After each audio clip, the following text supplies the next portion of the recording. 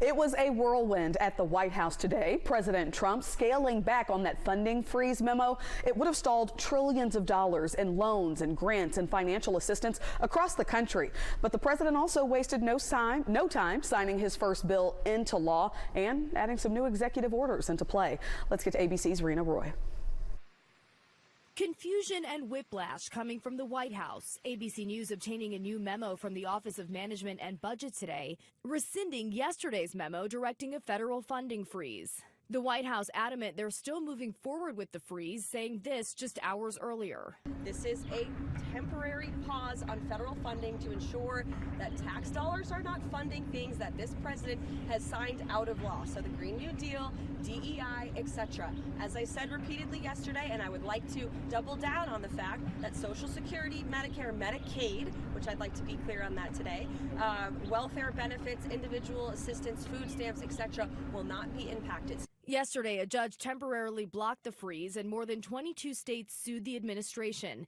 The funding freeze setting off widespread panic throughout massive federal programs like Medicaid and Meals on Wheels, vital to many Americans. On Wednesday, Trump also signing new executive orders, including one to help combat anti-Semitism across the country. Two others on education, cutting federal funding to K-12 schools that teach, quote, radical gender ideology and critical race theory. The other directs the Attorney General to pursue actions against school officials and teachers who, quote, sexually exploit minors or practice medicine without a license through social transition practices. Trump also signing the Laken Riley Act into law, the first of his second administration. The legislation requires the detention of undocumented immigrants who have been charged with crimes and allows state attorneys to sue federal officials if an illegal immigrant commits a crime that harms the state or any of its residents. This is a very important law. This is something that has brought Democrats and Republicans together. That's not easy to do. The law named after 22-year-old Laken Riley, who was killed by an undocumented immigrant last year.